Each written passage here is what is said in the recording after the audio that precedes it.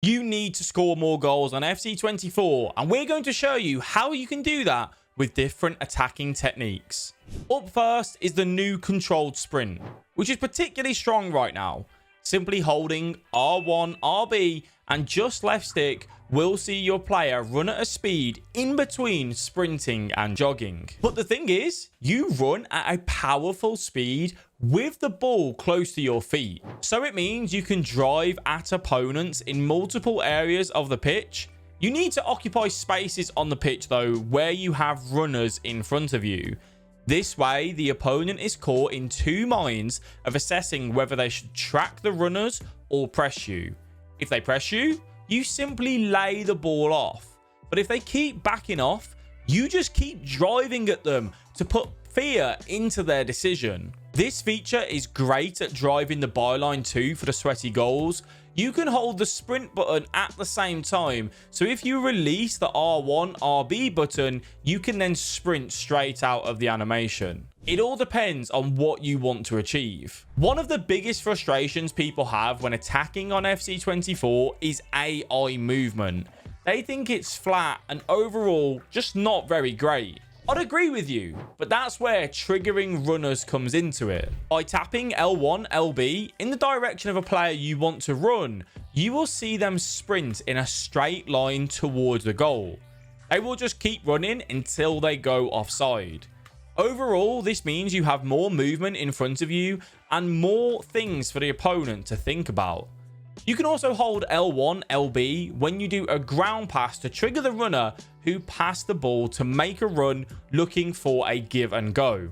You can send up to 5 runners at a time. And you can also tap the R1, RB button to bring a player short into feet to you. But what if I told you you can do something that will take attacking AI movement just to a whole new level? You'd be pretty happy, right? Well, you can. When you send someone on a run, if you quickly flick the right stick in the direction you want that player to run, they will angle on that path. This is called creative runs. It's great when you want a winger to cut inside, a striker to run wide, and pretty much anything. If you go into the trainer, you can turn the creative run indicator on to see the angles that they take. Do note that this does overlap with skill moves, so if you don't flick the right stick within 250 milliseconds of sending a player on a run, you may end up doing a body feint or a step over, so just keep that in mind. If you do find that happening though, you just need to flick the right stick a bit quicker after triggering that initial run. This feature alone will see your team look fluid in the attack, giving you options galore and just causing so much trouble for the opponent. Once you get in on goal, being reliable in front of the net is pretty much going to make or break you as a player. Green time finishing is quite a high level play, but it's worth investing your time into. Ensure you have the setting turned on in your controller settings, and then the principle is simple. You press the shoot button to power up a shot, and then just before your player is about to strike the ball, you press the shoot button again. It does sound so simple, but there is a catch. There's a timing window with this, meaning if you do it too early, you will get a red timed finish, resulting in theory, your shot missing the target. You may be slightly early, meaning you get a yellow timed finish. These shots can still find the target, but they do tend to be scuffed. And then bang, you've got the green time finish, resulting in more power and accuracy. There is also the white time finish. This just means you were too late in the second press of shoot and it had no impact on the shot. If you do get these though, it's absolutely fine. It's just the equivalent of pressing shoot by itself and not trying a green time finish. I do believe green time finishing is a great tool to master simply because it takes less out of RNG in your shooting. RNG meaning random number generator, as each shot always has a random chance of missing the target. Something that is very strong this year with players that have the play style is the finesse shot. A finesse shot is where you hold R1, RB while shooting to bend it into a corner. Think of Messi curling it into top bins outside the box. They can be used inside the box and out. Inside the box though, it's all about the goalkeeper. If they're fairly central, you can open up that body and strike the ball into the top corner. You want to ensure your player is on a 45-degree angle to the goal to get the best results here.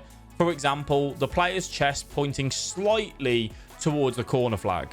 Same outside the box, but if you tend to shoot these, you're looking to do these from either side of the D, because shooting finesse shots from inside the D are a bit central and they can just be a little bit hit and miss. A bonus tip, try to master time finishing with these to just get even more success. Remember how we spoke about triggering runners earlier on? Well, let's develop a skill that will just take it, again, to a whole new level. The player lock is by far one of the best advanced features in FC 24, which will take your attacking threat up. Pushing the left analog stick and the right analog stick in at the same time, you will see the icon change above your player's head. With a flick of the right stick, you can change to the player off the ball to then make the movement you want yourself. The AI will control the player on the ball and just jog in a straight line, meaning you are free to run and move as you like. Simply press the pass type you want, and then the AI will pass the ball. Let's raise the heat up though and go even further with this skill. You can fake the player lock. By switching to someone else, the opponent will see who you are controlling. They may move their defender to cover the movement you are making. You press the left analog stick and the right analog stick back in to change back to the ball holder and keep driving. Honestly, this is super effective. It's so elite to use. I do understand it's a very hard skill to master, so it won't be for everyone. Finding space in behind is needed to give yourself some time in the attack, and this is where through balls are key to this. Through balls this year are pretty broken, and even more so with players who have the incisive or the lobbed pass playstyle. By holding triangle on PlayStation, Y on Xbox, you can look for a ground through ball. Holding L1 and triangle on PlayStation and LB and Y on Xbox, you can look for an over-the-top through ball. These are your go-to. You might be wondering about the precision passes, so let's cover that. Don't use them. Sure, they have a time and a place, but for now, the precision pass features are very manual, meaning power and aiming of the stick has to be spot on. And with how strong normal through balls are, there is no need to make the game harder for yourself. Use the AI assistance for now, and maybe down the line, the precision passes might become meta. But for now, they are simply not meta. Skill moves can really help the final piece in the jigsaw for you, and there's a range to use, so let's go over them. Step overs are great with players who are pacey and have the quick step play style. Push the right stick the way you are facing, and then rotate it 90 degrees either side. Then push the left stick in the direction you want to exit while holding the sprint button. The side heel to heel is one of my personal favorites, and that isn't the official name of it, by the way. I don't know what it actually goes by, but that's what we're going to call it. Holding L2 and square and X, LT, X and A, while pointing your stick in the direction you are facing with a 3 or 4 star skiller will see your player drive through. It's great in areas where it's a bit compact and the opponent doesn't expect you to drive on the same line that you are. The heel to ball roll was a favorite in the community last year. It's a 4-star skill move that involves you holding L1, LB, and then flicking the right stick the way you are facing, and then the opposite way once.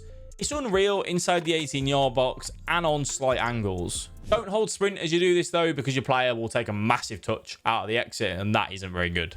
Elastico and reverse Elasticos are 5-star skills that are a little bit harder to master. This involves you pushing the right stick to either side of your player and rotating 180 degrees backwards. The way I remembered it was to always rotate my stick in the direction of backwards of the player. These are best when jogging or even stood still. The defender needs to have space either side of them for then you to go to the left or to the right, because it gives the opponent that 50-50 guessing game.